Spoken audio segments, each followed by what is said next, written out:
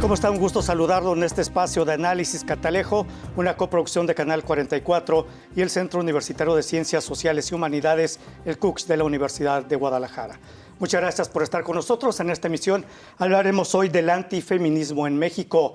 Para ello hemos invitado a la doctora Raquel Edith Partida Rocha, profesora e investigadora del Departamento de Estudios Sociourbanos del CUCS. Doctora, como siempre, bienvenida. Muchas gracias. Muchas gracias, Antonio, por la invitación. La doctora Giovanna Patricia Ríos Godínez, ella es coordinadora de la Maestría en Derechos Humanos y Paz del ITESO. Doctora, bienvenida. Muchas gracias. Gracias por estar con nosotros. Y la doctora Tania Elizabeth Méndez Luébano, profesora e investigadora del Departamento de Historia del CUCS. Doctora, bienvenida, gracias. Muchas gracias por la invitación. Estar con nosotros. Bueno, yo iniciaría preguntando es cómo podemos definir o entender el antifeminismo. ¿Qué es el antifeminismo, doctora? Bueno, pues tiene varias aristas, Antonio. Una de las más comunes y corrientes es el discurso que se maneja a todas las formas y maneras de rechazar los movimientos feministas. Esto puede ser de manera discursiva, a través de las redes sociales, a través de políticas públicas, a través de discursos que son muy agresivos en contra de las mujeres. Entonces el antifeminismo se ha convertido en un lenguaje popular, de muy fácil acceso, que desacredita los derechos y la participación de la acción social de las mujeres en sus logros que ha tenido desde el siglo XX hasta lo que vamos en el siglo XXI. La tónica o la característica del antifeminismo es que es muy popular, muy poco analítico. Es más bien una desacreditación vulgar de los movimientos que se han logrado y los derechos que se han logrado por parte de las mujeres. Así de sencillo lo definiría para los televidentes. Sí. Antonio. Doctora, ¿algo más que quiera aportar sobre antifeminismo? Sí, fíjate que aunque podemos hablar de un antifeminismo del siglo XX para acá, tenemos historia de antifeminismo incluso previo a ello.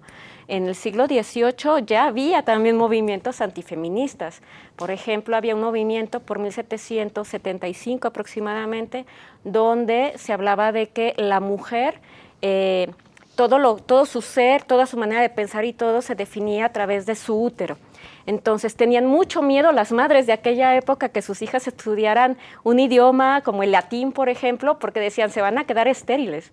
Pasa el tiempo y llegamos al siglo XX con toda esta época de las antisufragistas, con las sufragistas, y entonces entra también una corriente antisufragista que además son mujeres también, que eso es muy interesante, mujeres que también son antifeministas, por ejemplo, y entonces hablaban de que las sufragistas de principios del siglo XX eran unas mujeres histéricas que iban en contra de la sociedad y por lo tanto había que limitarlas y que había que no permitir que ese movimiento tuviera éxito. Llegamos a la década de los 70 con todos los movimientos sociales de esa época y tenemos la enmienda por la igualdad en Estados Unidos, que se trabajó muchísimo a través de los movimientos sociales de la época, y bueno, también ahí hubo un fuerte rechazo hacia las mujeres, diciendo que esa misma enmienda iba a ir en contra de ellas.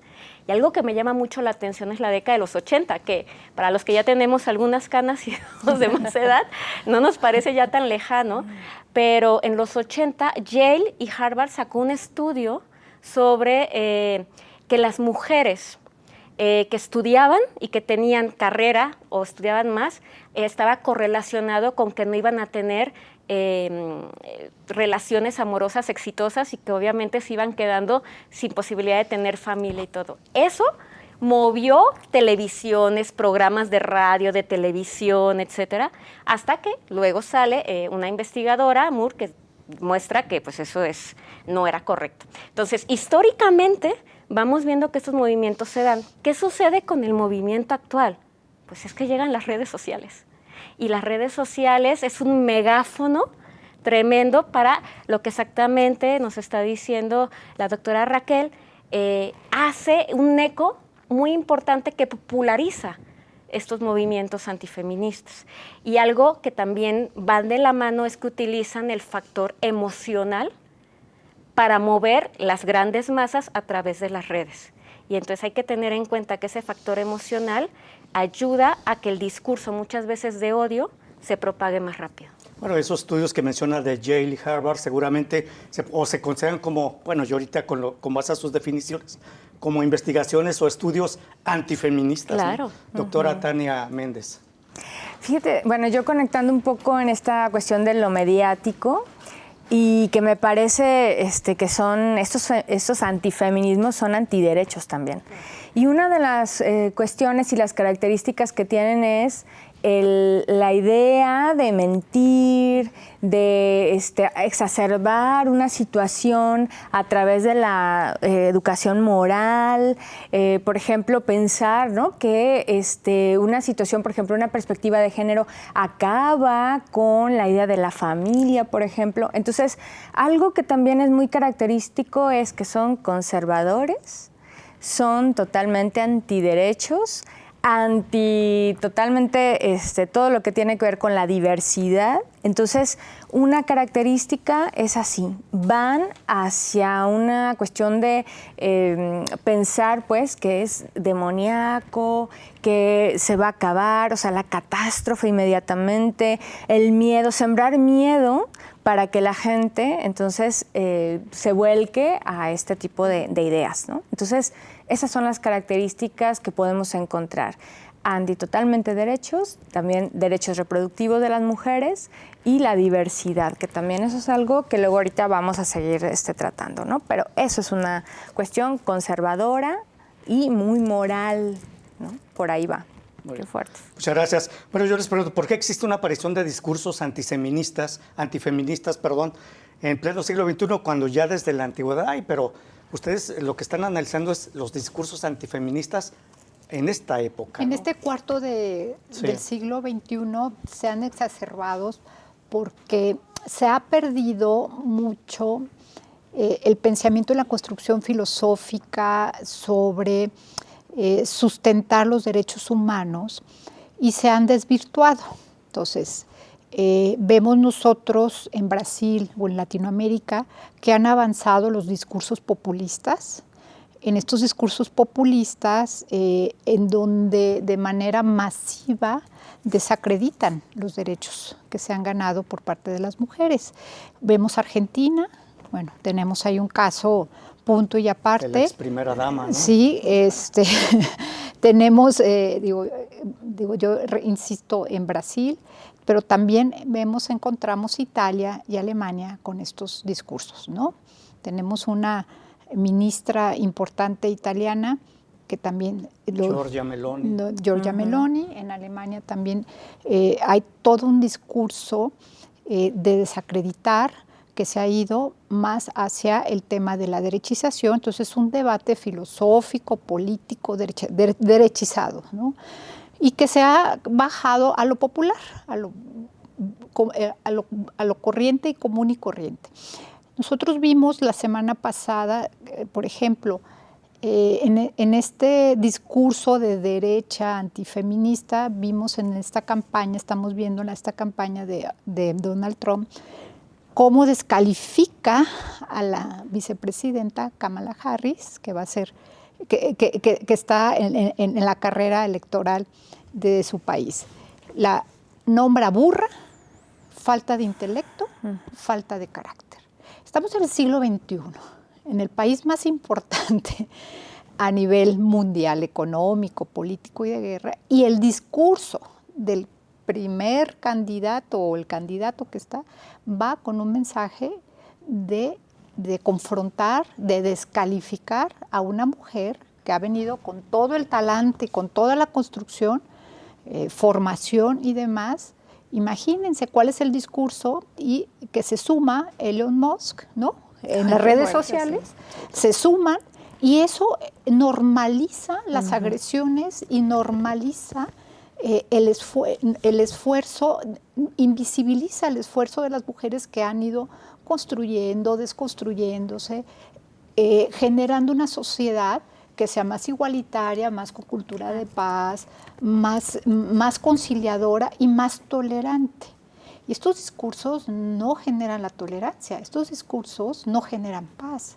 Al contrario, exacerban la parte oscura y negra de los individuos, y lo más difícil, lo más increíble que me parece, que se normaliza de una manera tan simple que llega a la conciencia de las poblaciones a nivel mundial. O sea, ¿cómo te puedo decir? Lo hacen tan sencillo, hasta en un meme, claro, que desdibujan todo el trabajo que se ha venido construyendo a través de la historia de las mujeres y de la sociedad, ¿no? Muy bien. Muchas gracias, doctora. Permítanos, vamos a hacer una pausa breve. Regresamos. Esto es Catalejo. Ya volvemos.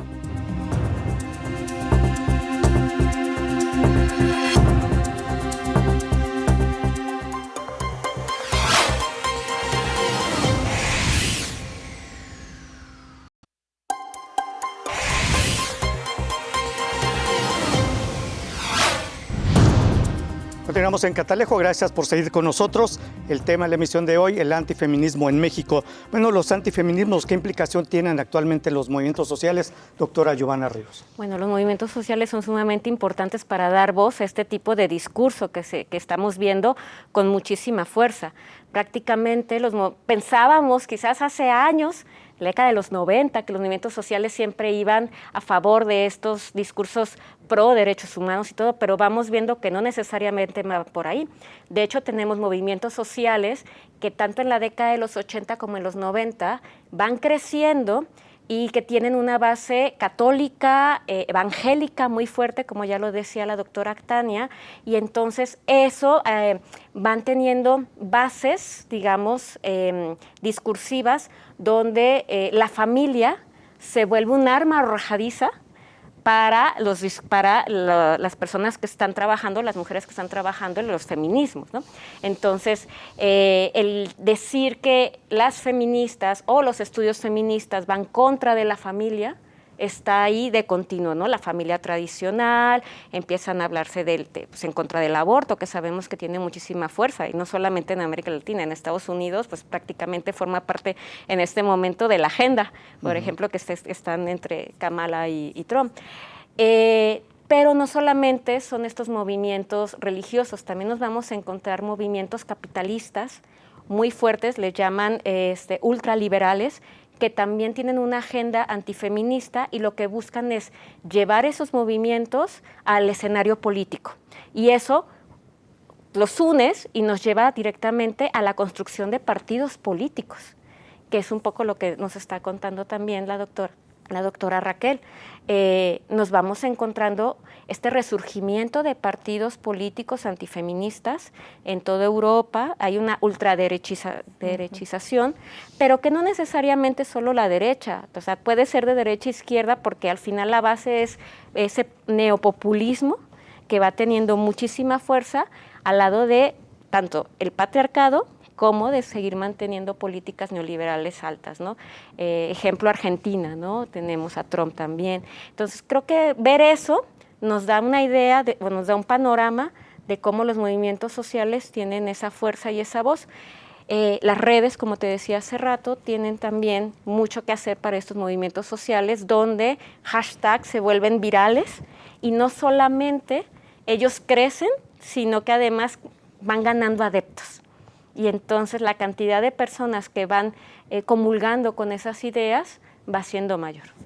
Muy bien, gracias. Doctora Tania Méndez, ¿algo sobre este tema? Sí, es que estaba pensando en el imaginario, que también esto tiene que ver con los bots que se compran, estas granjas que se compran para todavía enervar más la discusión política, ¿no? Y yo pensaba también en esto, encontrando la educación neoliberal totalmente, y una idea que también ahí se ha colocado a partir de esto. Hay una formación también de la misma, los profesores o las profesoras, ¿no?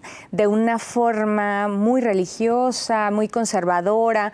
Por ejemplo, todavía hay escuelas que se niegan a dar cierto tipo de educación, por ejemplo, sexual, o que tenga que ver con valores a partir de la perspectiva de género, ¿no? Eso es algo que también predomina mucho en este tipo de ideas. Entonces, si vemos a esto y lo vemos con una situación que tiene que ver también con la cuestión laboral, que tiene que ver con las políticas, ahora lo que hicieron algunos colegios muy conservadores en donde no quisieron dar, por ejemplo, cierto tipo, los libros, ¿no? Que están ahorita con toda esta huelga que hubo, que algunos hasta creo que no sé si ahí se fueron, bueno, amparos y demás para no dar este tipo de educación. Entonces, si lo vemos, es una serie de situaciones que están embonando para que existan estos antifeminismos y que además resurjan de manera tan fuerte, y luego con los medios, ¿no? que ahora se tienen. Bueno, imagínense,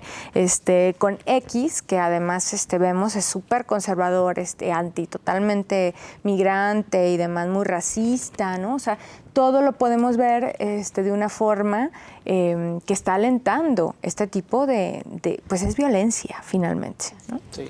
Violencia antifeminista totalmente, ¿no? Enfocada a ese grupo. Y bueno, ¿qué tan efectivas son estas campañas utilizando la web, las plataformas, las redes sociales y quiénes están detrás de ellas? Porque puedo decir grupos antifeministas, pero impulsados ¿por quién además? No, bueno, no necesitan tener grupos. Hay gente que se alquila sola. ¿No?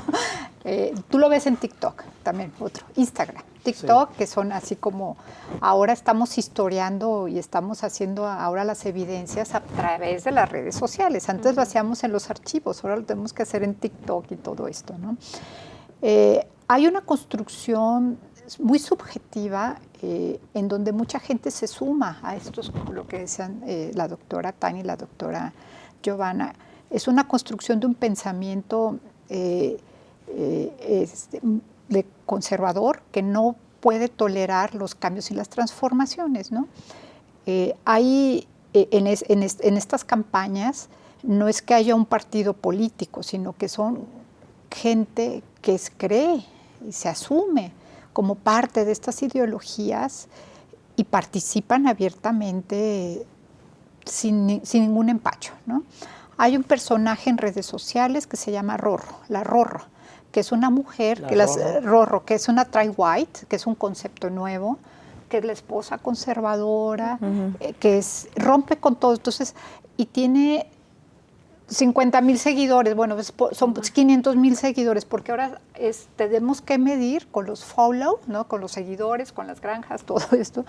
Y dices, bueno, porque tiene tanto éxito que una activista social, defensora de los derechos humanos, bla, bla, bla, alimentan, o sea, alimentan, y el mismo capital. Yo tengo siempre mis teorías de la perversión del capital, ¿no? Al mismo capital le conviene impulsar estas medidas y mantener esos estados de consumo, porque las mujeres nos seguimos comportando como mujeres consumistas, mujeres a modo, y es parte del uso y consumo, no de las redes sociales, del cuerpo humano, de ponerte a la venta, ¿no? Entonces, eso no es que estén un sujeto o dos sujetos, es el mismo sistema del capitalismo que te lleva a creer y a mantener esos sistemas de vida, que es un statu quo, una manera de sobrevivir de muchas generaciones, y que, bueno, las redes sociales y Elon Musk, que es proveedor de estas redes, junto con TikTok, que viene de China, que también con un pensamiento tradicional muy conservador, ¿no? En ese sentido. Cuando nosotros idealizamos, yo en el doctorado de ciencia política, que discutíamos si estas ideas germinan nomás en el sistema capitalista. ¿Qué pasa en el sistema socialista? Es lo mismo. Claro. Es lo mismo. Tú ves a Putin, el discurso de Putin también es antifeminista, antitolerante. Entonces, vivimos en un mundo que no nos permite muchas opciones, que no permite una construcción y no tolera las diversidades y las mujeres en el poder. Al final de cuentas, las mujeres en el poder, en la autonomía, independencia, al sistema capitalista no ciertas mujeres, ¿no? Ciertas mujeres en el sistema, pero el sistema capitalista mantiene la plataforma, alimenta esas plataformas para que tú consumas esa manera de vida. Nosotras, que como dice la doctora Tania, hay otras que pensamos que esto no debe continuar así, que hay que transformar. Pero entonces yo repito, me voy al modelo soviético y también encuentro cosas muy similares, no tan patéticas como acá en Occidente. Y luego, si nos vamos al mundo musulmán, entonces es un problema estructural tan fuerte, histórico, que llevamos siglos. Las mujeres del medievo tuvieron las mismas discusiones que tenemos ahorita nosotras en esta mesa, ¿no? En Constantinopla, o sea, tuvieron esas discusiones. Las mujeres del Andaluz, del norte de África y al sur de España, eran mujeres que eran poetas, contribuían y no podían participar. Las controlaba a que no pudieran participar en la vida pública y política, ¿no? Entonces tenemos un problema de siglos que no lo vamos a resolver, pero sí hay que poner en la mesa la discusión y concientizar de que esto pues no se tiene que normalizar, ¿no? Ya. Una pausa. Vamos a hacer una pausa breve, regresamos a Catalejo. Me inspiré.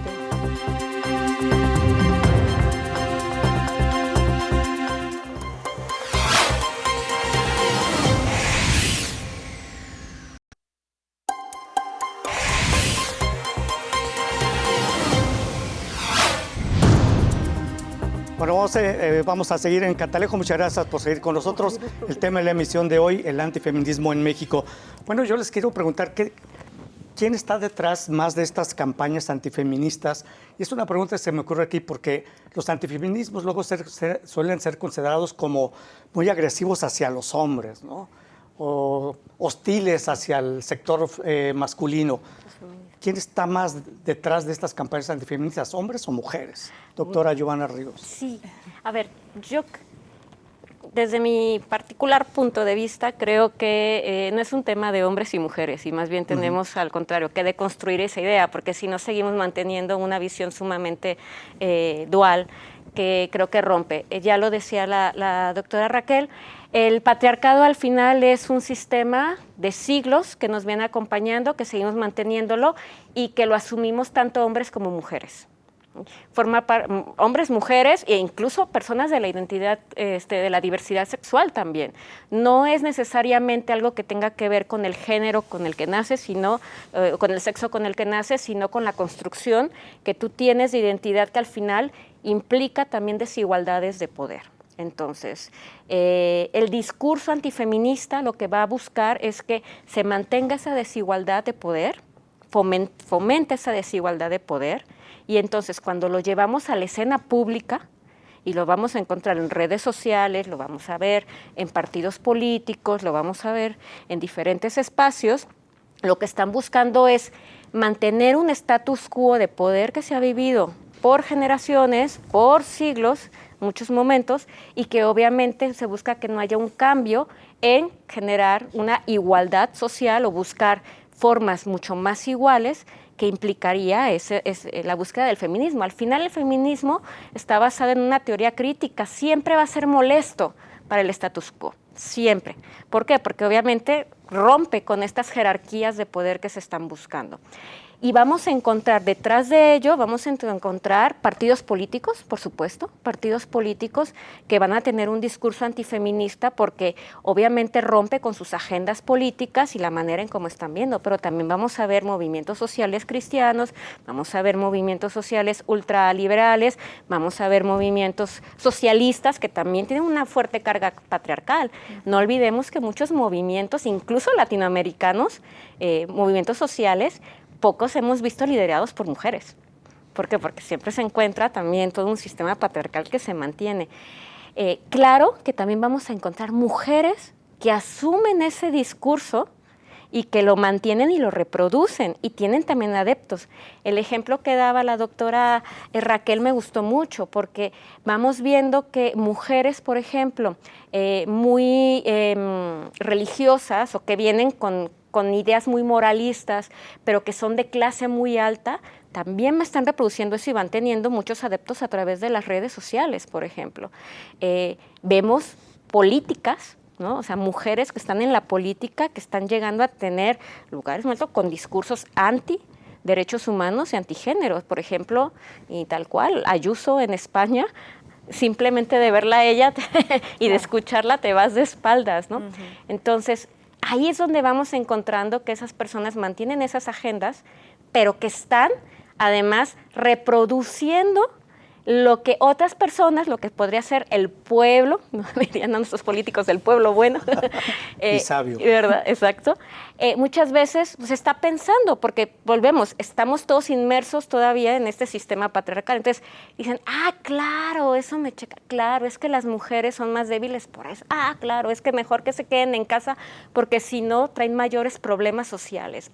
Y entonces eso se va reproduciendo y ¿qué sucede? Legitima. Y al legitimar esos discursos, luego, desafortunadamente, se piensa que un discurso legitimado entonces va a ser verdad, que no necesariamente es así, pero luego seguimos hablando. Ahora, pero cuando las mujeres llegan al poder y legitiman este tipo de discursos, lo hacen porque no les queda de otra para mantenerse en el poder, o realmente es porque lo creen, doctora Tania Méndez, porque luego se transforma, ¿no? Lo que pasa es que tienen que ver con esta idea de los privilegios, es decir, cuando llegan al poder, pues adoptan un montón de privilegios también, y esta misma situación es lo que ellas ya no se dan cuenta, o sea, ya no se percatan, ¿no? En este mismo discurso hemos visto, por ejemplo, personas que llegan a tener una dirección, o que mujeres, por ejemplo, ¿no? Y siendo o teniendo un montón de actitudes muy patriarcales hacia otras mujeres, por ejemplo. Entonces, vamos en esto que decía, o sea, es todo el sistema patriarcal, lo que ya decía Giovanna, ¿no? Todo el sistema patriarcal es algo que está nuestra forma también de relacionarnos, de pensar, de sentirnos, de actuar, y es muy difícil a veces de construir este tipo de situaciones.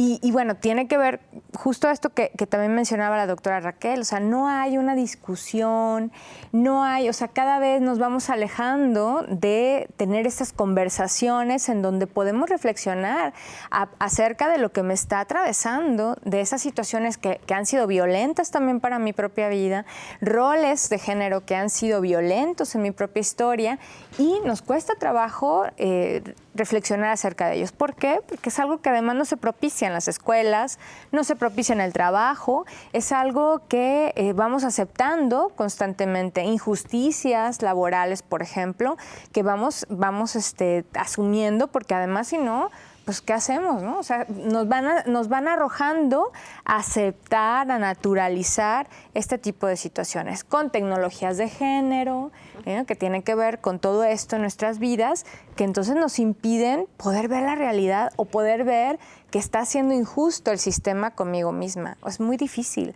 El tomar conciencia o tomar postura ante una situación implica poner el cuerpo, implica reflexionar, implica que te vas a meter en problemas, y no toda la gente está dispuesta a hacerlo. O sea, el ir a una marcha, el ir a un movimiento o ser activista es muy difícil también para las personas, porque hay un montón de cosas alrededor que lo que hacen es precisamente hacer que te sientas incómoda, culpable, ¿no? Entonces te violentan para que no lo puedas hacer. Entonces, si lo vemos, es difícil, por ejemplo, denunciar, es difícil romper estas cadenas, estas estructuras patriarcales, es muy difícil. Entonces, tanto mujeres como varones de la diversidad LGTBIQ y más, es muy difícil que podamos entender lo que está pasando o lo que nos atraviesa. Es muy difícil. Sí. Yo quisiera agregar dos temas bien importantes,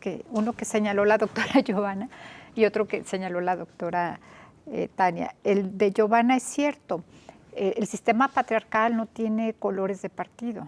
Nosotros estamos viendo ahorita en España, en el Errejón, alguien de izquierda, un chavo intelectual que del partido Suma, de Sumar, y resulta que salió igual de macho, misógeno que cualquiera de derecha. Entonces, eso es bien interesante para nosotras como analistas y como científicas, ver que el patriarcado no tiene que ver con una configuración de un solo partido, sino que está tan inmerso, está tan de manera horizontal y tan naturalizado que el poder, mantener el poder a través de los privilegios, bueno, pues eso los orilla y los pone en una situación pues de ventaja, ¿no? Y a través de su miembro hacen esa ventaja, ¿no? Entonces, utilizando sus partes. Y el otro, igual, lo vamos a encontrar en cualquier sistema, si es progresista, igual sucede en Venezuela. Tú platicas con las compañeras de Cuba, que me ha tocado entrevistar a compañeras investigadoras de Cuba, y te dicen exactamente lo mismo. Entonces, ¿cómo tenemos que investigar? ¿Cómo tenemos que hacer las científicas feministas desde otras preguntas? Y ya no ser tan inocentes, decir, es una lucha contra hombres y mujeres, ¿no? No, es diferente. Es diferente en el sentido de que tendríamos que cuestionar, entender y explicar desde otras preguntas y conceptos que permitan explicar realmente que tiene que ver con una cuestión de pérdida de poder, ¿no? Y de derechos. Entonces, ahí por un lado. Y lo otro, lo que señalaba, y no más, las instituciones, hay instituciones que han sostenido a nuestros países, como los sindicatos. Yo me he puesto a ver el antifeminismo y los sindicatos. No, bueno, ¿qué te puedo decir, Antonio? ¿Qué te puedo decir? Los sindicatos son... ¿Hay alguna dirigente sindical? Bueno, yo recuerdo nada más de sobrecargos, ¿no? No, ya que fue controversial. Fue controversial. Claro, la Alejandra Barrales que se cosificó, ¿no? Tenemos ahora en la ley laboral, en la reforma del 2019, donde ya ha de haber paridad en las secretarias generales de los sindicatos, y pues no se cumple, ¿no? Y menos en Jalisco y menos en muchos estados. Y algo que señalaba la doctora, que también coincido ampliamente, es esa implicación que le pones cuerpo y alma a estas discusiones, y que luego te catalogan por ser problemática, ¿no? De ser alguien no grato a la institución, porque estás peleando con instituciones patriarcales. Toda la estructura de nuestras instituciones son patriarcales. Y no podemos ser ingenuas. Desde la investigación, desde la ciencia, para poder avanzar en la agenda feminista y poder avanzar en cómo explicarles y cómo contrarrestar a los antifeminismos, pues es que estamos en un estado, estamos en unas instituciones que son patriarcales. Y pues nos quedamos nosotras pues aisladas. Lo único bondadoso, queridas doctoras, de todo esto, es que buscamos algunos de los espacios para poder dialogar, doctora, para poder dialogar y para poder estos espacios que nos ofrecen también en CUSH para externar nuestras preocupaciones. Muy bien, doctora, permítanos, vamos a hacer una nueva pausa, regresamos. Esto es Catalejo.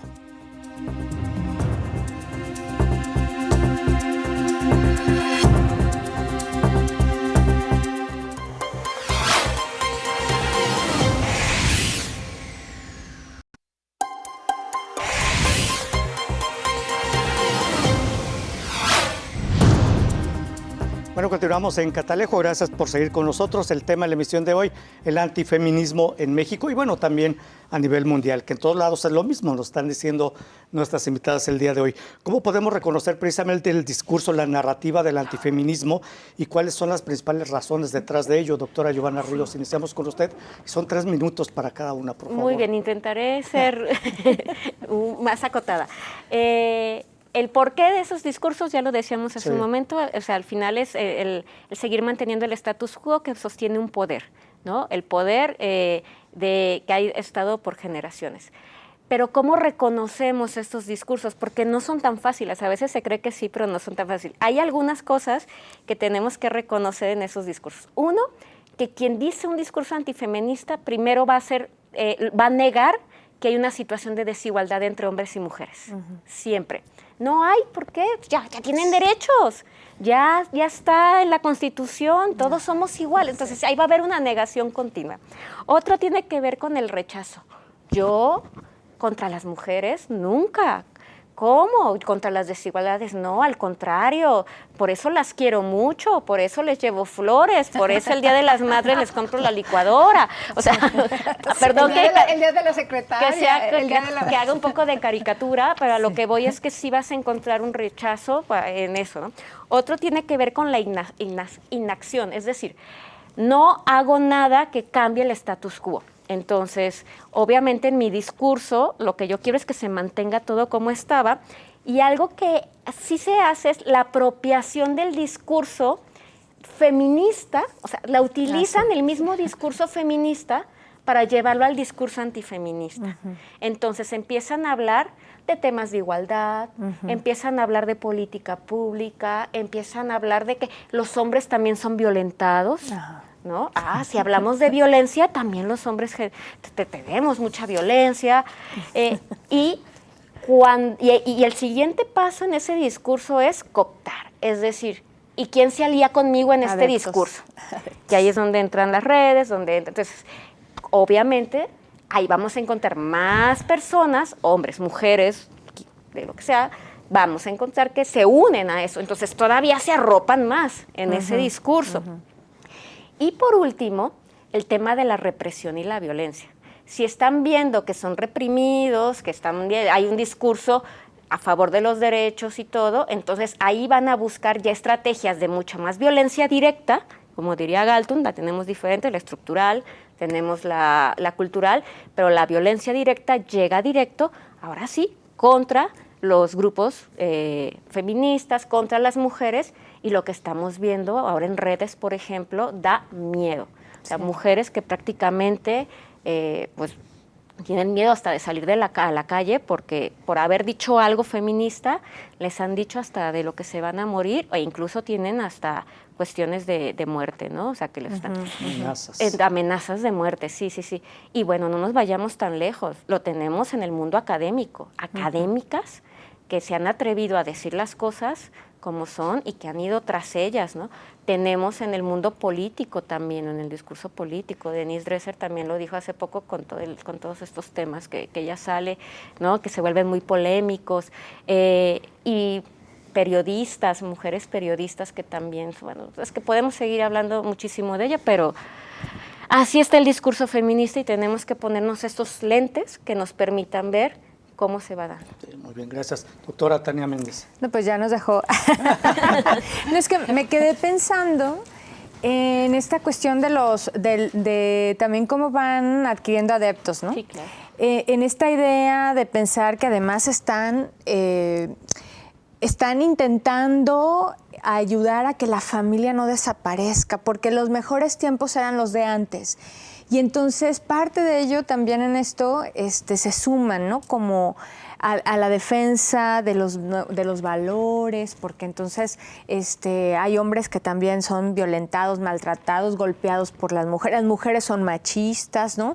Y que bueno, empiezan también a, pues de alguna manera, a decirle a otras personas sobre esto, ¿no? Entonces yo lo he encontrado, por ejemplo, en el mundo de la salud mental, que es donde yo me muevo también, es muy fuerte el que luego se revictimizan a las mujeres que van y que denuncian sobre alguna situación.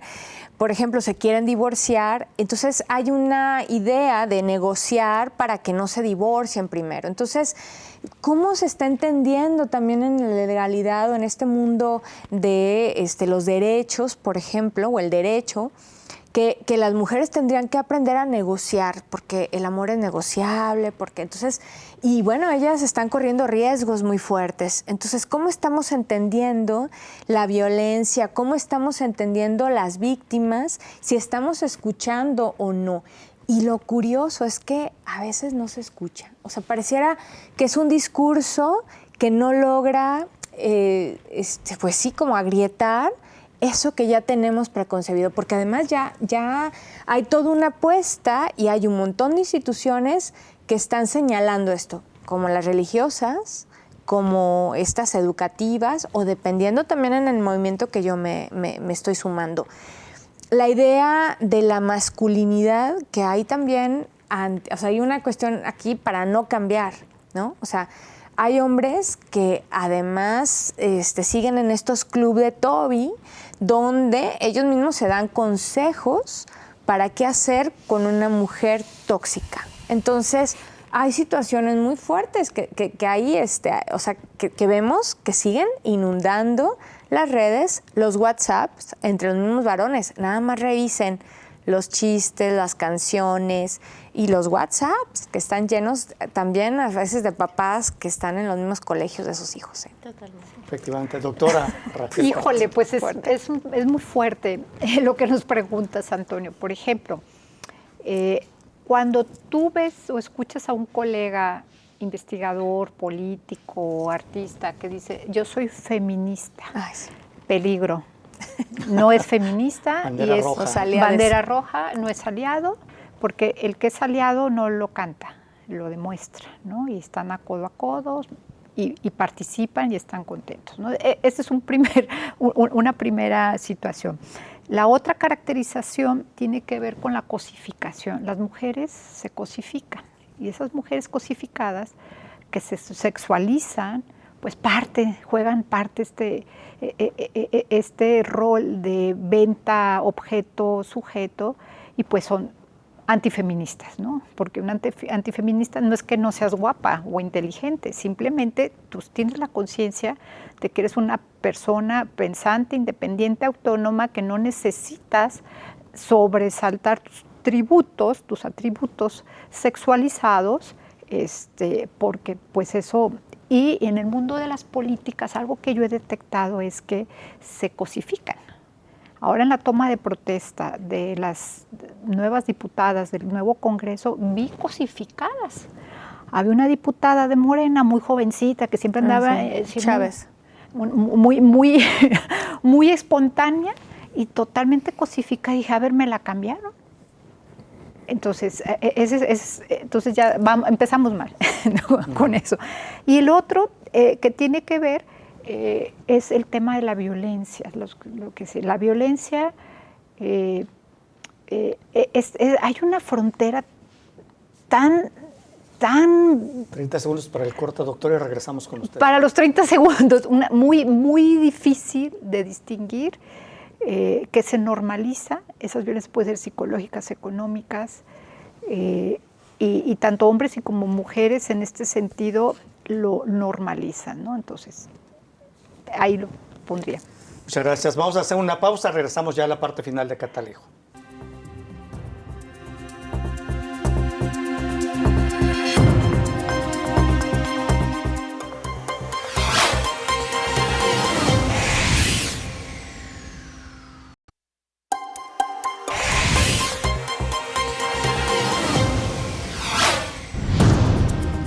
Bueno, llegamos a la parte final de Catalejo. Bueno, yo quiero preguntarle rápidamente, quedan 7 minutos en este bloque, ¿cómo deconstruir esta estructura patriarcal que nos ha acompañado? Pues ya lo mencionado ustedes a lo largo de la historia y las conclusiones sobre el tema. Iniciamos con usted, doctora Raquel Partida. Pues tiene que ver mucho con el entendimiento de cómo funciona el sistema, como un sistema patriarcal, para entenderlo y irlo seccionando, se puede decir, desde las diferentes instituciones, ¿no? Entonces yo decía, de las instituciones laborales que a mí me toca analizar, investigar, los sindicatos, yo pudiese aportar cómo construir desde el mundo del trabajo una percepción diferente de los derechos laborales con perspectiva de género, con igualdad de género, no al acoso, no al hostigamiento laboral. Hay maneras de sí lograrlo, pero aún no está preparado, yo siento, el Estado mexicano, nuestras instituciones para lograrlo, ¿no? ¿Nosotros como sociedad? Nosotros como sociedad, algo que decíamos ahorita en el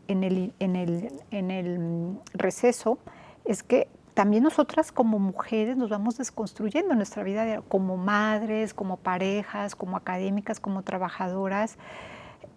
Vamos desmontando aquello que duramos 40 años, inclusive abonando, aportando, y entonces te das cuenta pues, que no es la manera de construir una sociedad más justa, más igualitaria. Pero ¿sabes cuál es el mayor compromiso? No sé qué opinen las colegas, es de que nosotros vamos a ser formadoras o estamos formando nuevas generaciones.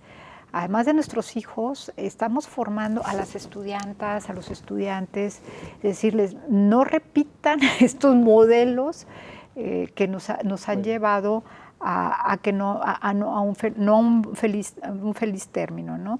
Entonces, la desconstrucción, quisiéramos tener la bola de cristal, quisiéramos tener como la receta, pero esto va a ser en un continuo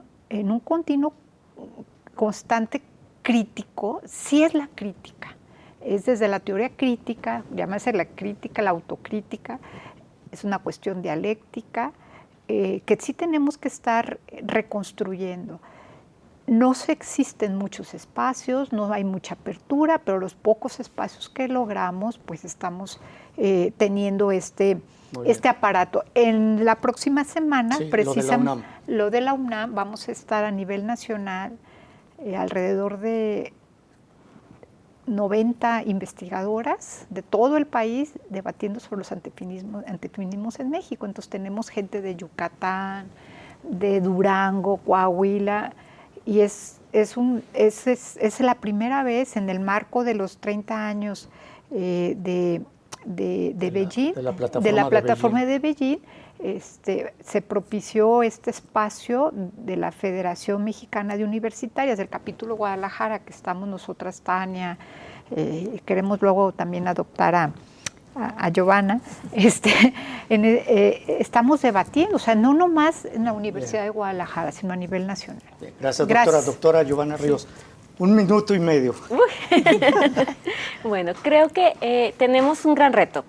Cuando todo lo vemos de manera dual, aparentemente, claro que nadie quiere perder sus privilegios. Y si el discurso feminista para muchos es que vienen a quitarnos nuestros privilegios a los hombres que lo hemos tenido durante muchos años o a parte de la sociedad, obviamente vamos a encontrar un rechazo total. Entonces, esa deconstrucción tiene también que cambiar en el discurso. ¿Qué implicaciones tiene? Un discurso que nos permita ver formas en las que no sea un perder, sino un ganar.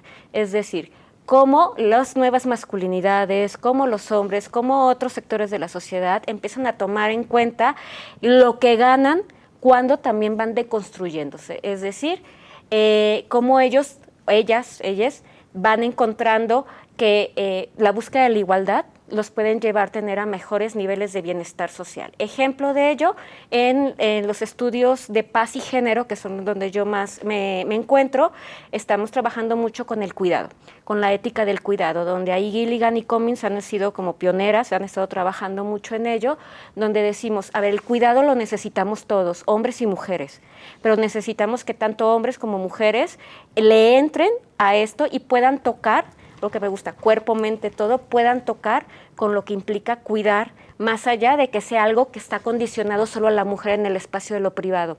Cuando un hombre se concibe también como cuidador, cambia completamente también muchas de las maneras en cómo actúa patriarcalmente. Entonces yo creo que por ahí podemos tener estrategias muy interesantes donde también van a trascender en temas de poder y obviamente en prácticas cotidianas, y eso también implicaría trabajar en política pública a favor de ello. Gracias. Doctora Tania Méndez, 1 minuto y medio. Bueno, muy rápido.